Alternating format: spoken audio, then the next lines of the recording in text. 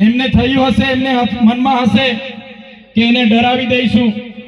અમને ડરાવવામાં આવ્યા, ધમકાવવામાં આવ્યા, અમને તોડવાની કોશિશ થઈ, પણ આ તમારો દીકરો આ તાનાશાહી ભાજપની પોલીસ સામે ડર્યો નથી. એનાથી પણ વધારે તાકાતથી તમારી વચ્ચે આવીને ઉભો છે. સાથે સાથે આ મંચ પરથી જે ભાજપના સાંસદ અને જે ભાજપના ધારાસભ્ય આ વાલિયામાં આવેલા લિગ્નાઇટ પ્રોજેક્ટ માટે એક શબ્દ બોલતા નથી, ડમલાઈમાં આવનારા લિગ્નાઇટ પ્રોજેક્ટ માટે એક શબ્દ વિધાનસભા કે લોકસભામાં બોલતા નથી, ત્યારે આ મંચ પરથી ચૈતર વસાવા અને આમ આદમી પાર્ટીની તમામ ટીમ,